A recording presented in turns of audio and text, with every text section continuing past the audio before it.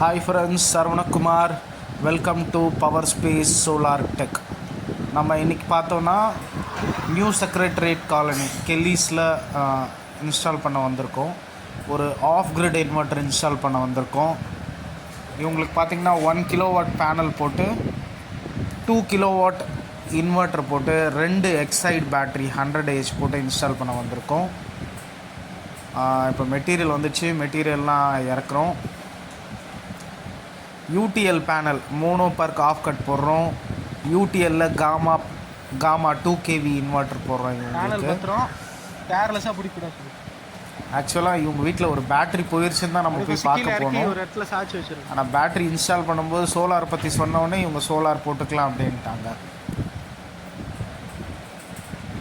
Mono PERC half cut பார்த்திங்கன்னா தெரியும், பேனலில் 2 போர்ஷன் இருக்கும்.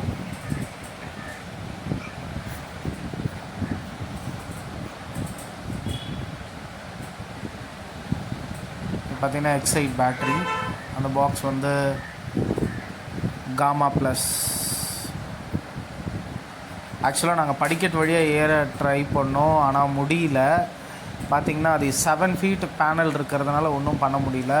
அதுக்கப்புறம் பார்த்திங்கன்னா கிரவுண்ட் ஃப்ளோர்லேருந்து ஃபஸ்ட் ஃப்ளோருக்கு 2 பேர் தூக்கிட்டு செகண்ட் ஃப்ளோர் ஃபஸ்ட் ஃப்ளோர்லேருந்து செகண்ட் ஃப்ளோர் ரைஸ் பண்ணோம். அந்த வீடியோ தான் நீங்கள் இப்போ பார்த்துட்ருக்கீங்க.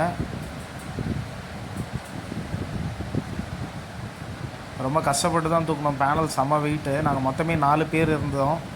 அதனால் ஓரளவுக்கு மேனேஜ் பண்ணி தூக்கிட்டோம். நல்ல வேலை, வெறும் 2 பேனல். இதுவே 3 கிலோவாட் 5 கிலோவாட்டாக இருந்தால் ரொம்ப கஷ்டமாக இருக்கும்.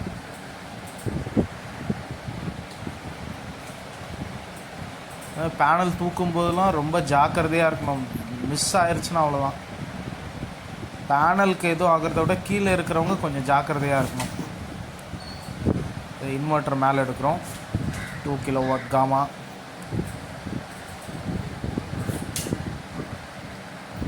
இது excite solar battery C10 100 Ah 2 number.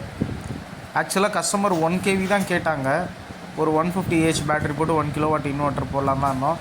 அவங்க வீட்டில் ஒரு பெரிய ஃப்ரிட்ஜு வேணும், அதை யூஸ் பண்ணணும்னு சொன்னதுனால நாங்கள் என்ன சொன்னோம், 1 கிலோவாட் பேனல் போட்டுக்கலாம், இன்வெர்ட்டர் வந்து 2 கிலோவாட் போட்டுக்கலாம் அப்படின்னு சொல்லிட்டோம்.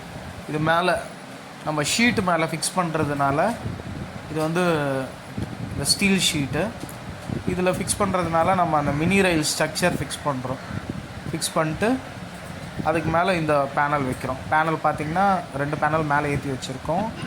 இது மோனோ பர்க் ஆஃப் கட். இது ஒரு சைடு நிழல் விழுந்தாலும் இதில் இன்னொரு சைடு பேனல் ஒர்க் பண்ணோம். இனிமேல் நீங்கள் போட்டிங்கன்னா மோனோ பர்க் ஆஃப் கட் பேனலே போடுங்க, அதுதான் ரொம்ப நல்லது. சில பேர்லாம் பாலி பேனல்லாம் சஜஸ்ட் பண்ணுறாங்க, அது தேவையில்லை. இனிமேலாம் மோனோ பர்க் ஆஃப் கட் இல்லைனாலும் மோனோ பேனல் இருக்குது, அது போடுங்க. மினி ரயில் ஃபிக்ஸ் பண்ணிகிட்ருக்காரு நம்ம டெக்னீஷியன்.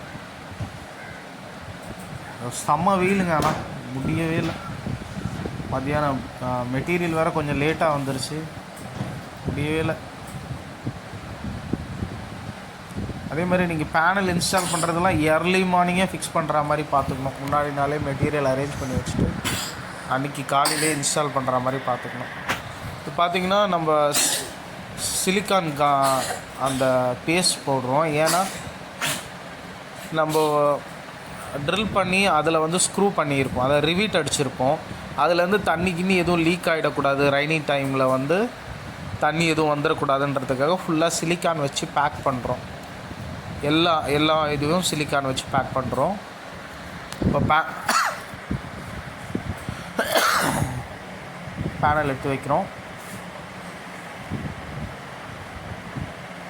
அதேமாதிரி ஸ்டீல் ஷீட் மேலே ஒர்க் பண்ணும்பொழுது ரொம்ப கவனமாக ஒர்க் பண்ணோம். ஏன்னா அங்கங்கே, அதாவது சில இடத்துலலாம் ஃப்ரேம் போகிற இடத்துல மட்டும்தான் நம்ம காலை வச்சு நடக்கணும். மற்ற இடத்துலலாம் நடந்தால் அப்படியே மடங்கிட்டு உள்ளே போகுது காலே, அந்த அளவுக்கு இருக்குது.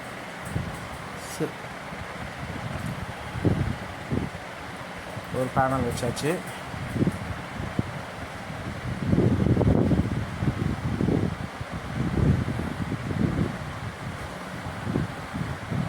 ரெண்டாவது பேனல் எடுத்து வைக்கிறோம்.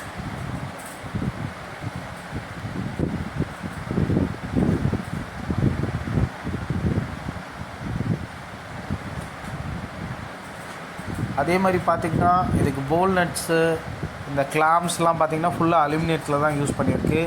ஏன்னா சோலார் பேனலோட ஃப்ரேம் பார்த்திங்கன்னா கம்ப்ளீட்டாக அலுமினியம். எக்காரணத்தை கொண்டும் இரும்பு எம்எஸில் யூஸ் பண்ணிடக்கூடாது.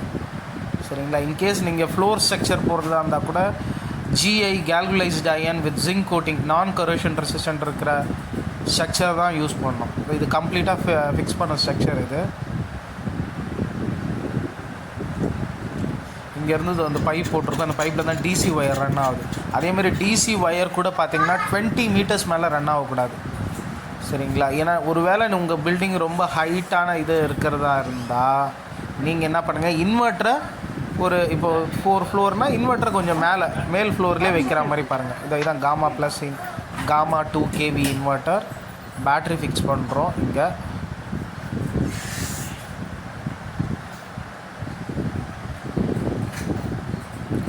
அதே மாதிரி இன்வெர்ட்டர்லேயே தி பெஸ்ட்டு இன்வெர்ட்டர் பார்த்திங்கன்னா இந்த யூடிஎல் தான். இந்த 2 kV.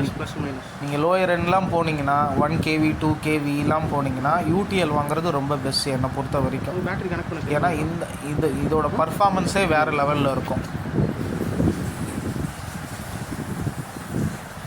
இன்னும் ஆன் பண்ணல.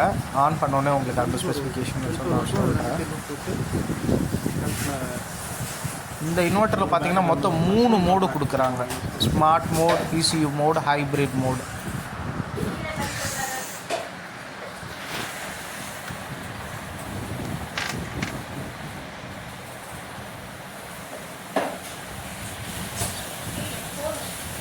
இன்ஸ்டாலேஷன் பண்ணிகிட்டு இருக்காங்க. பார்த்தீங்கன்னா இப்போது சிஸ்டம் ஆன் ஆகிடுச்சு. ஃபஸ்ட் லைட் பார்த்தீங்கன்னா system on, second light inverter on, SPV charging on. பார்த்திங்கன்னா சோலாரில் ஓடுது. இது டிஸ்பிளே கரெக்டாக என்னோடய கேமராவில் வரல. பார்த்திங்கன்னா 2 பேட்ரி போட்டிருக்கு, டிசி டிபி பாக்ஸ் போட்டிருக்கு, அவுட்புட்டை கண்ட்ரோல் பண்ணுறதுக்கு ஒரு எம்சிபி போட்டிருக்கு, இன்புட் வோல்டேஜ் அவுட்புட் வோல்டேஜுக்கு ஒரு இண்டிகேட்டர் போட்டிருக்கு. இது அந்த எம்சிபி பார்த்திங்கன்னா அவுட்புட் கட் பண்ணுறதுக்கு இன்கேஸ் எனி ப்ராப்ளம் அப்படின்னா. அவ்வளோதான், கம்ப்ளீட் இன்ஸ்டாலேஷன் முடிஞ்சுது. இப்போ இதில் நீங்கள் பார்க்கலாம், மேலே system on, SPV charging on, 3வது இண்டிகேட்டர், 4வது இண்டிகேட்டர் கிரிட் சார்ஜ் ஆன். இதில் கிரிட் சார்ஜ் ஆஃப் கூட பண்ணிக்கலாம் இன்கேஸ் நம்மளுக்கு. ஸோ நீங்கள் கிரிட் சார்ஜ் ஆஃப் பண்ணிட்டீங்கன்னா உங்களுக்கு கரண்ட்லேருந்து சார்ஜ் எடுக்காது பேட்ரி. அவ்வளோதான், இந்த இன்ஸ்டாலேஷன் முடிஞ்சது. உங்களுக்கு இந்த மாதிரி வேணும்னா கால் பண்ணுங்கள். Saravanakumar, power space solar tech. என்னோடய வீடியோ தொடர்ந்து பார்க்கணுன்னா சப்ஸ்கிரைப் பண்ணுங்கள், பெல் ஐக்கானை கிளிக் பண்ணுங்கள். அப்படின்னா தான் நான் போடுற வீடியோ நீங்கள் தொடர்ந்து பார்க்க முடியும். நம்ம சோலார் ட்ரைனிங்கும் கொடுக்குறோம், அதுக்கும் வீடியோ போடுறோம்.